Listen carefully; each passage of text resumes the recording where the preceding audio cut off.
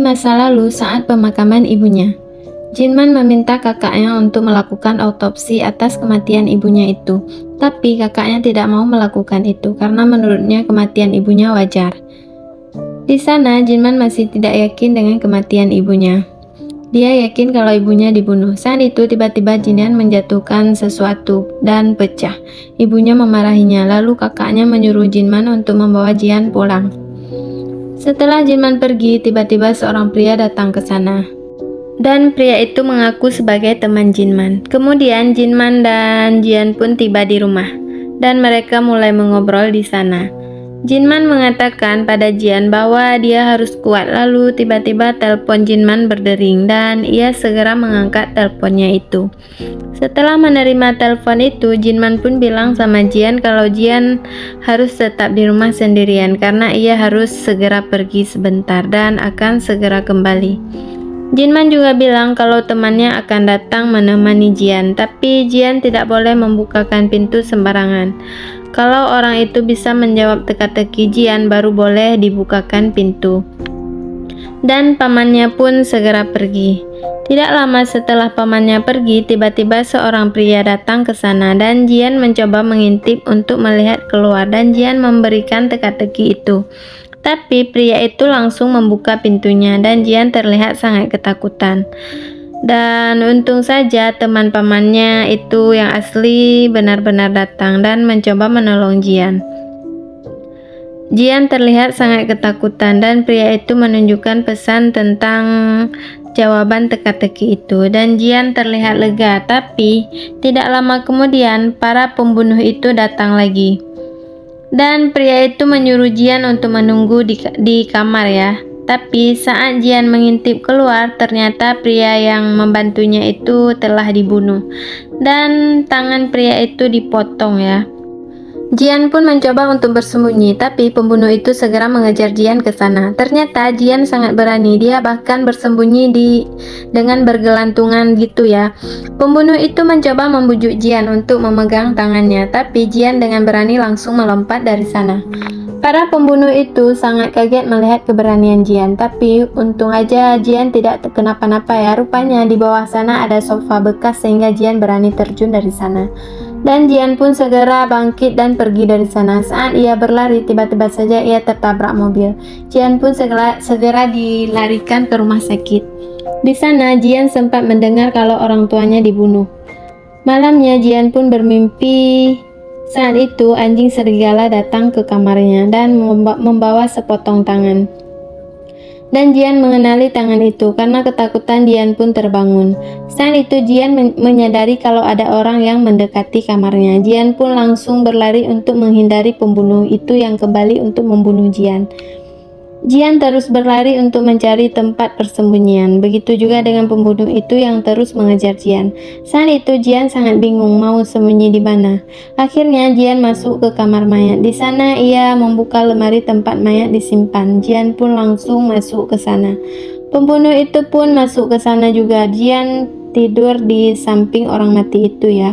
Saat itu Jian mencoba membuka kain penutup dan ternyata itu adalah ibunya. Dan Jian sangat syok melihat pemandangan itu. Lalu pembunuh itu mencoba memeriksa lemari penyimpanan mayat itu. Menyadari hal itu, Jian sangat ketakutan dan ia memeluk erat ibunya. Tapi untung saja pamannya tiba di sana tepat waktu untuk menolong Jian. Saat itu pamannya segera mengangkat Jian dari sana. Sejenak pamannya memandangi kakak iparnya itu, lalu ia segera menutup lemari itu dan membawa Jian pergi dari sana. Mereka pun segera pergi meninggalkan kota itu dan akhirnya mereka sampai juga di tempat tinggalnya Jinman. Mereka pun segera membawa barang-barangnya dan masuk ke dalam. Tapi saat Jian mau masuk, tiba-tiba ia terjatuh, tapi pamannya hanya melihat saja. Pamannya tidak menolong Jian. Pamannya bilang bahwa Jian hanya bisa mengandalkan dirinya sendiri karena dia bukan orang tuanya. Jian pun berusaha bangkit dan membereskan barangnya dan masuk ke dalam. Saat Jian tertidur, pamannya masuk ke kamar Jian. Jinman merasa sangat bersalah atas apa yang telah dialami oleh Jian. Orang-orang tersayangnya mati karena Jinman. Jinman sangat terpukul, bahkan ia menampar-nampar dirinya sendiri. Di sekolahnya, Jian diganggu sama teman-temannya karena ia tidak bisa bicara. Rupanya, Jian sangat trauma atas kejadian yang menimpanya, sehingga ia kesulitan untuk berbicara. Saat anak-anak itu mengatakan tentang orang tuanya, Jian sangat marah dan memukul anak itu. Lalu, pamannya dipanggil ke sekolah karena Jian sangat sulit beradaptasi. Juga tidak bisa berbicara, dan gurunya menyarankan supaya Jian melakukan pengobatan, tapi pamannya bilang, tidak perlu karena Jian sendiri yang harus menangani hal itu. Kemudian tiba saatnya Jian pulang sekolah, tapi pamannya belum menjemputnya sehingga Jian pun pulang kehujanan.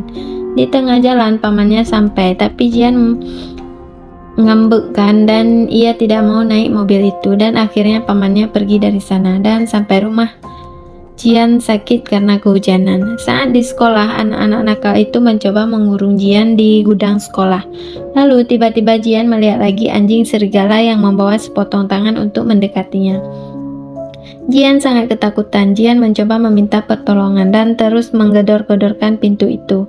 Nah, disitulah Jian bisa berbicara kembali dan memanggil nama pamannya.